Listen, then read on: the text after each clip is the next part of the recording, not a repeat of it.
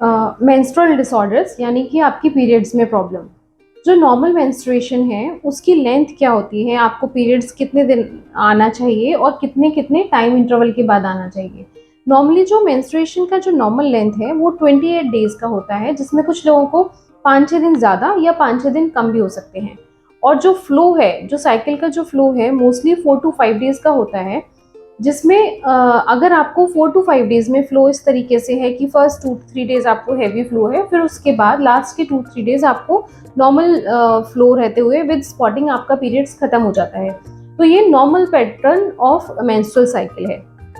सबसे इम्पॉर्टेंट बात, आपका ये पैटर्न मोस्टली कंसिस्टेंट होना चाहिए, यानी कि आपको जब भी पीरियड्स आ रहे हैं तो आपको मोस्टली यही पैटर्न रहता है और आपकी डेट्स ऐसे ही होती रहती हैं। जैसे कि आपका अगर 25 दिन का साइकिल है तो आपको हर बार 25 दिन पर पीरियड्स आते हैं। अगर 32 डेज का है तो 32-33 डेज पर आ जाते हैं।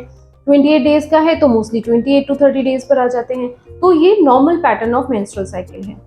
अब जब मेंस्ट्रुअल डिसऑर्डर्स होते हैं उसकी एक बहुत वाइड रेंज है, उसमें कई सारी प्रॉब्लम्स हो सकती हैं। आपका फ्लो कम या ज़्यादा हो सकता है, आपकी साइकिल की लेंथ कम या ज़्यादा हो सकती है, या आपको पीरियड्स के बीच में स्पॉटिंग फील हो सकती है, या आपको पीरियड्स के दौरान और उसके बाद भी बहुत ज़्यादा पेन फील हो सकता है। ये सब अलग अलग चीज़ें हैं और इन सब के बारे में, अलग अलग प्रॉब्लम्स के बारे में हम पता लगा सकते हैं अगर आपका जो पर्टिकुलर पैटर्न है पीरियड्स का उसमें जो भी चेंजेस आ रहे हैं उसके हिसाब से। जो सबसे ज़्यादा कॉमन प्रॉब्लम है वो होती है कि पीरियड आपको या तो बहुत जल्दी आता है या बहुत हैवी होता है। तो इस प्रॉब्लम को हम मेनोरेजिया या पॉलीमेनोरेजिया, दोनों चीज़ें जो साथ में हो सकती हैं, वो ऐसा कहते हैं। अगर आपको पीरियड्स बहुत हैवी हो रहे हैं और जल्दी जल्दी आ रहे हैं, इसमें मोस्टली आपकी यूट्रस में प्रॉब्लम्स हो सकती हैं। जैसे यूट्रस में फाइब्रॉइड हो सकता है जिसको आमतौर पर हम रसौली कहते हैं, या फिर आपकी यूट्रस के अंदर पॉलिप हो सकता है। पॉलिप एक मांस होता है, एक छोटा टुकड़ा जैसा होता है जो आपकी बच्चेदानी की कैविटी के अंदर होता है, तो इसको हम पॉलिप कहते हैं। इन दोनों ही कारणों में आपको पीरियड्स जल्दी आ सकते हैं और आपको पीरियड हैवी हो सकता है। साथ में जो थोड़ी 40 इयर्स के आसपास वाली महिलाएं होती हैं उसमें एक कंडीशन होती है जिसको हम एडिनोमायोसिस कहते हैं। उसमें यूट्रस की जो साइज है वो थोड़ी सी बड़ी हो जाती है, जो यूट्रस की मसल्स हैं वो थोड़ी ओवरग्रोन होती हैं। इस कंडीशन में भी आपको हेवी ब्लीडिंग हो सकती है। इसके अलावा हार्मोनल फ्लक्चुएशंस भी हो सकते हैं। हार्मोनल फ्लक्चुएशंस मोस्टली आपको जब पीरियड्स स्टार्ट होते हैं, यानी कि मीनार्की का टाइम होता है, या फिर आपको जब पीरियड्स बंद हो रहे होते हैं उस वक्त बहुत कॉमन होते हैं। ये सारे ही हार्मोनल फ्लक्चुएशंस आपको हेवी पीरियड करा सकते हैं। कुछ और हार्मोन्स भी होते हैं अदर देन गायनेकोलॉजिकल हार्मोन्स, जैसे कि थायराइड या प्रोलैक्टिन, या आपको कोई और इलनेस है जिसमें आपकी लिवर की प्रॉब्लम्स हो सकती हैं, आपकी किडनी की प्रॉब्लम्स हो सकती हैं, या फिर कुछ आप किसी तरह की मेडिकेशंस पर हैं। ये सारी ही चीज़ें आपको पीरियड्स को डिस्टर्ब कर सकती हैं। दूसरी कंडीशन है पीरियड्स का कम होना या पीरियड्स का बहुत गैप के बाद आना।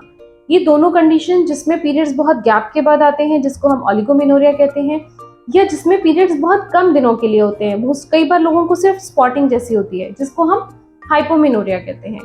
इसका जो कॉमन कारण है मोस्टली हार्मोनल फ्लक्चुएशंस है, जिसमें पॉलीसिस्टिक ओवेरियन डिजीज या पॉलीसिस्टिक ओवेरियन सिंड्रोम एक बहुत कॉमन कंडीशन है। इसके अलावा कुछ और प्रॉब्लम्स भी हो सकती हैं, जैसे एक हार्मोन है प्रोलैक्टिन, अगर वो बहुत ज़्यादा बढ़ा हुआ है तो उस केस में भी आपको पीरियड्स कम आ सकते हैं, या आपके थायराइड की डिस्टर्बेंसेस हैं उस केस में भी कई बार पीरियड्स कम हो जाते हैं। और एक कारण जो हमारे यहाँ भारत में बहुत कॉमन है वो है इन्फेक्शंस, और इन्फेक्शंस में भी ट्यूबरक्लोसिस का जो इन्फेक्शन है उसकी वजह से कई बार ये जो पीरियड्स के कम होने का प्रॉब्लम होता है, या बहुत टाइम के बाद पीरियड्स आते हैं, ये भी हो सकता है। कई बार सेक्सुअली ट्रांसमिटेड डिजीज होती हैं, एसटीडीज जिनको कहते हैं, या यूट्रस में या आपकी ट्यूब्स में, इन सब में भी जो इन्फेक्शंस हो जाते हैं सेक्सुअली ट्रांसमिटेड डिजीज की वजह से, उसकी वजह से भी कई बार आपको स्कैंटी पीरियड्स हो सकते हैं, या आपको पीरियड्स के बीच में भी थोड़ी थोड़ी स्पॉटिंग हो सकती है। एक और कंडीशन होती है जो थोड़ी सी सर्जरी से रिलेटेड है। कुछ फीमेल्स जिनको कई बार अगर डीएनसी करानी पड़ जाती है, जिसको हम बच्चेदानी की सफाई कहते हैं, प्रेगनेंसी के दौरान अगर किसी के मिसकैरेज हो गए या फिर अपने आप ब्लीडिंग स्टार्ट हो गई, इस केस में जब हम कई बार किसी फीमेल की डीएनसी हो जाती है तो उस केस में बच्चेदानी के अंदर जो बच्चेदानी की कैविटी है उसमें कई बार वो अंदर से चिपक जाती है।